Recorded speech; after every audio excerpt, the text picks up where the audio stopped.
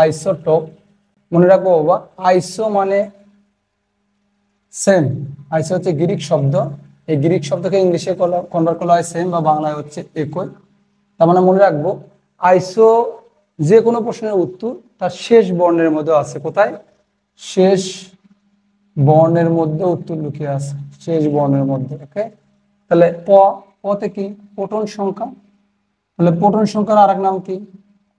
পারমাণবিক সংখ্যা। মানে পারমাণবিক সংখ্যা কি? একই, ভিন্ন কোথায়?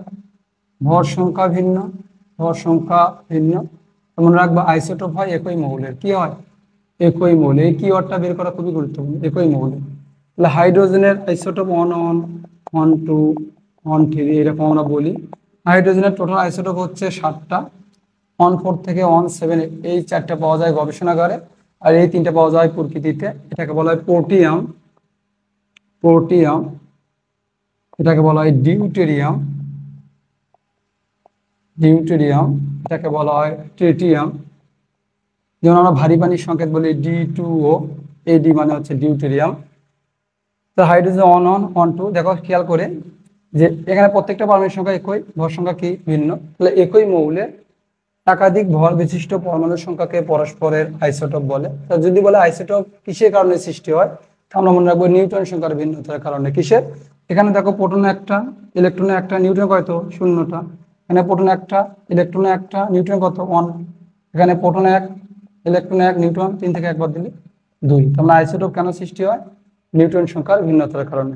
আর আইসোটোপের নামের উদ্ভাবক হচ্ছে ফ্রেডরিক সোডি। আইসোটোপের নামের উদ্ভাবককে ফ্রেডরিক সোডি। এবং প্রকৃতিতে 118টা মৌলের প্রায় 1300টি আইসোটোপ আছে। তা আমরা মনে রাখবো 2টা মৌলের প্রকৃতিতে আইসোটোপ নাই, সেটা হচ্ছে সোডিয়াম এবং হচ্ছে গোল্ড, অরাম। এই 2টা মৌলের প্রকৃতিতে আইসোটোপ নাই, আর সকল মৌলের আইসোটোপ আছে। আশা করি বুঝতে পারছি। তার আইসোর সকল প্রশ্নের উত্তর কোথায় আছে? শেষ বর্ণের মধ্যে। পথে প্রোটন সংখ্যা সমান, তাহলে ভর সংখ্যা ভিন্ন। আর একটা হচ্ছে আইসো বার, র আছে। র মানে কি? ভর, ভরের মধ্যে র আছে, তাহলে ভর সংখ্যা সমান। তাহলে এক্স্যাক্টলি ভিন্ন কি? ভর সংখ্যা সমান, তার মানে পারমাণবিক সংখ্যা আমাদের ভিন্ন। আমরা মনে রাখবো আইসোবার এগুলো হয় হচ্ছে ভিন্ন মৌলের, আইসোটোপ হয় শুধুমাত্র একই মৌলে। তাহলে ভর সংখ্যা সমান বা পারমাণবিক সংখ্যা ভিন্ন। আমরা লিখলাম কপার 29 65, জিঙ্ক 30 65। দেখো 2টা মৌলের পারমাণবিক সংখ্যা ভিন্ন, ভর সংখ্যা কি? সেম। তা আমরা কি বলতে পারবো? এটা হচ্ছে আইসোবার। একটা উদাহরণ দিই, নাইট্রোজেন লিখলাম 7 14 এবং কার্বনের 6 14।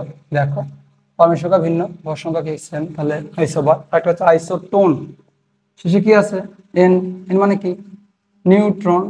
নিউট্রন সংখ্যা সমান, তার মানে পারমাণবিক সংখ্যা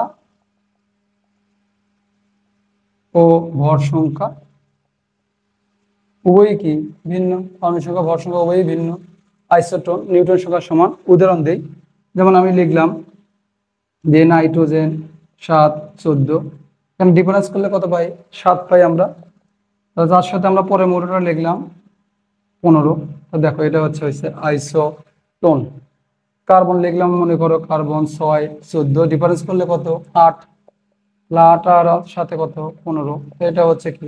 আইসোটোন। আশা করি বুঝতে পারছো। প্রথমটা ডিফারেন্স করে পরের মৌল প্রোটন সংখ্যার সাথে যোগ করে লিখবো, তাহলেই আইসোটোন হয়ে যাবে। আশা করি এই 3টা বুঝতে পারছি। তাহলে আইসোটোপের বা আইসোর সকল প্রশ্নের উত্তর আছে শেষ বর্ণের মধ্যে।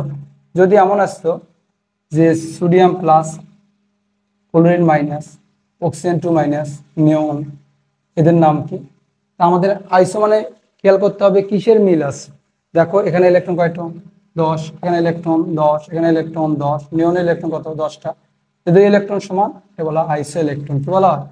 আইসো ইলেকট্রন বা ইলেকট্রিক আমরা বলি, ইলেকট্রনও বলতে পারো বা আইসো ইলেকট্রিকও আমরা বলতে পারি। খুবই গুরুত্বপূর্ণ, পরীক্ষায় কিন্তু এটা বেশি বেশি আসে, ভেরি ভেরি ইম্পর্টেন্ট। আইসো ইলেকট্রন। একটা উদাহরণ দিই, potassium plus, argon, chlorine minus, এদের নাম কি বললো? ইলেকট্রন কয়টা? এখানে 18, এখানেও 18, এখানেও 18। আইসো ইলেকট্রন। আইসো ইলেকট্রন কি? যে সকল পরমাণু বা আয়নের ক্ষেত্রে ইলেকট্রন সংখ্যা সমান তাদেরকে পরস্পরে আইসো ইলেকট্রন বলে। আশা করি বুঝতে পারছি।